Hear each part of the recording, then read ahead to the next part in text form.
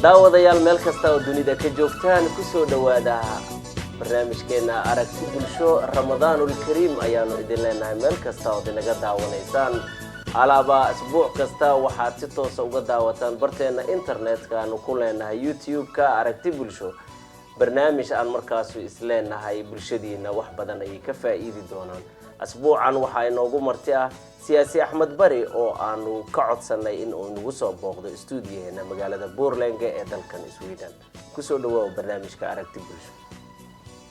waa maasanta xasan aad baa maasantahay inaad igu soo dhaweysaan xafiiska aragti bulsho ay ku leedahay magaalada Borlänge sidoo kalena runtii waxaan aad ugu faraxsanahay inaan qayb ka noqdo barnaamijyada xiisaha leh ee waayada dambe ay aragti bulsho ay bulshada u soo deyso waana dhawahay xasan aad baa maasantahay anaguna waanu kugu soo dhaweynaynaa mar kale iyo mar kale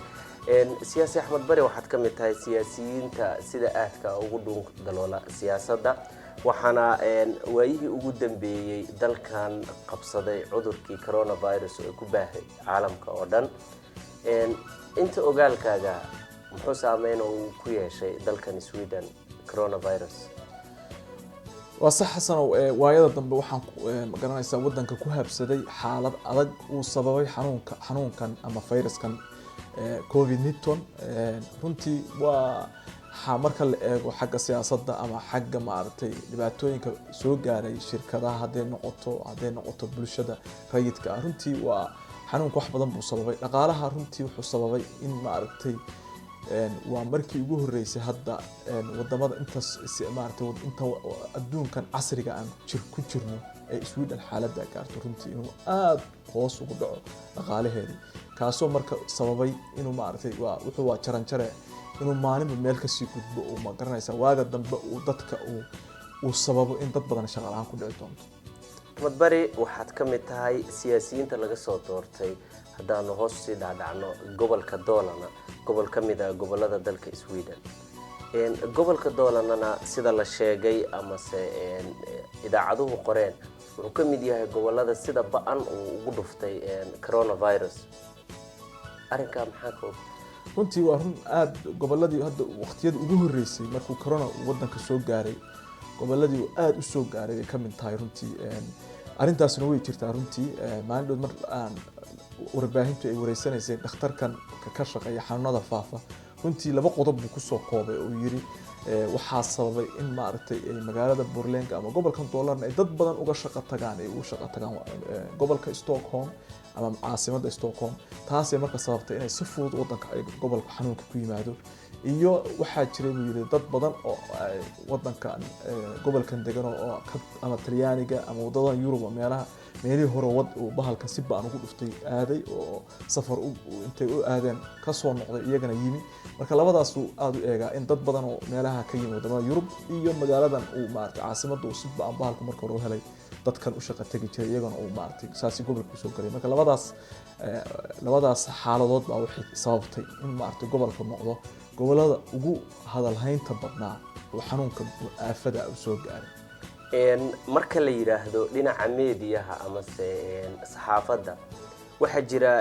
in markaasi dhinacyo badan loo adeegsado saxaafadda gudaha ee dalkan Sweden markaan si u fiirino waxay waayihii ugu dambeysay farta ku fiiqaysay bulshada adigoo aad ka soo jeedo asal ahaan ee Soomaalida arrinkaasi maxaa loo aaneynayaa in Soomaalidu ay markaasi yihiin dad aan waxna ogeyn waxna aan kala socon COVID-19 adigu siyaasi ahaan maxaad ka leedahay runtii arrintaas mar bilowgii arrin si khaldan u baxday bay ahayd oo ma garanaysa oo dhibaato badan keentay runtii laakiin xanuunkan si caadiya marka loo eego xanuunkan waa wax dadka u daayimo jirto marka waa wax qof weyn qof yar qof lacag leh qof faqiir oo ku dhuftay taas wax maanta loo aaneyn karo hal qolana ma jirto marka si khalad bilowgii baa waxa muddo dadkan cunsuriyiinta ah waxyaalaha inay ma garanaysa markii bilowga xanuunka loo qabay xanuun sahlan yahay dadka badan wada gaareen in qolo yar lagu aanayay taasna runtii markii dambe ka soo gudubtay marka si xasan oo la eego horta xanuunka saan la socono markii hore waxa sababay waxay dadka lacagta dabaqadaha sare iyaga waxa weey waxa wadamada kala dalxiis u taga iyaga waxa weey wadamada kale wixii wadamada sida Talyaaniga oo kale meelaha baanu baal ku dhuftay dadkii aaday markii dib u soo noqdeen xanuunku saas ku yimid ka bacdi marka xanuunka markuu wadanka ku faafay waxaa jira waa tii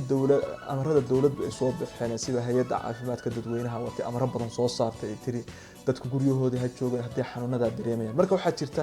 dad badan oo ay dadka Soomaalida ay ka tirsan yihiin sida dadka dabaqada hoose ku nool oo xoogsatada ah iyagu marka shaqooyinkoodu maaha shaqo guri lagu shaqeyn karo marka taas waxay sababtaa inay hadday bas wadaan hadday taxi wadaan hadday dhakhtar ka shaqeeyaan hadday meel shirkadahan wax nadiifisa ka shaqeeyaan marka in iyaga markasta ay ka fikirayaan war sidee noloshaada ku soo saari kartaa ay marka sababtay ama inay xanuunka soo qaadaan guryahooda keensadaan ama inay magaranaysa iyagoo xanuunka ku jiro ee marka ay banaanka u baxaan marka taasna iyadoo badanka dabaqada hoose xoogaa waxay ku hayay maartay xanuunka inuu si aad u gaaro laakiin xanuunka kale wala aan ku dhufan ma jirto marka dad u gaarina ma jirto axmed waxaad ka mid tahay siyaasiyiinta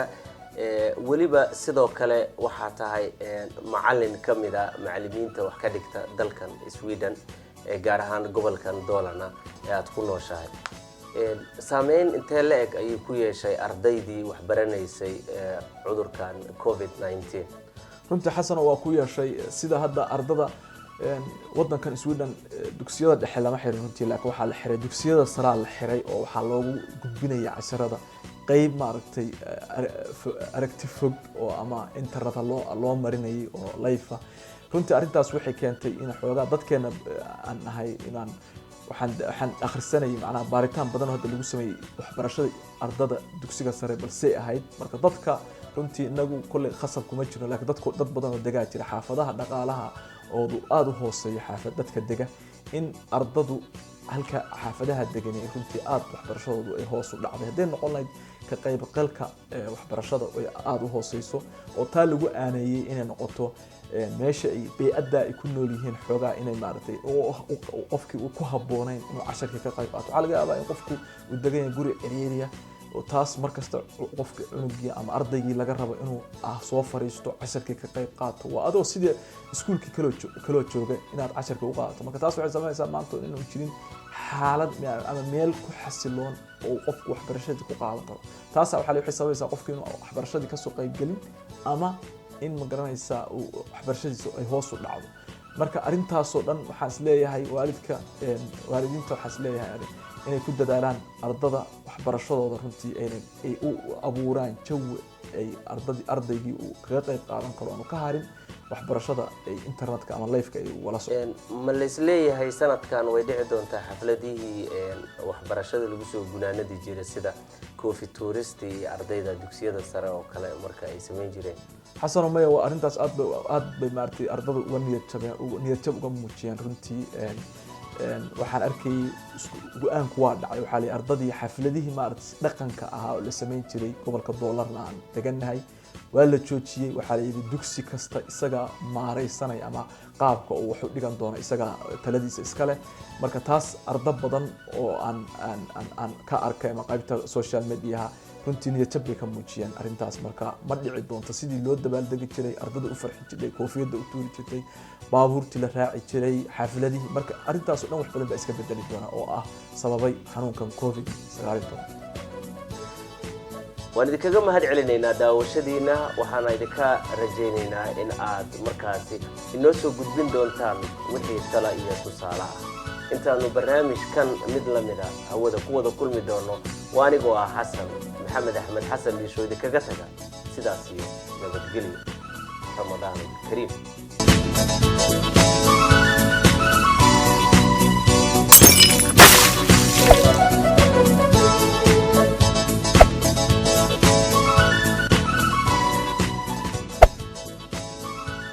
adiga idaawanaya waxaan ka codsanaynaa inaad subscribe tiraadid si aad inoola socoto maalin kasta mowduuca xiisaha badan leh ee aanu idin soo gudbinayno waa barnaamijkeena waana barnaamij aanu aragtiyada kala gedisan ku soo gudbinayno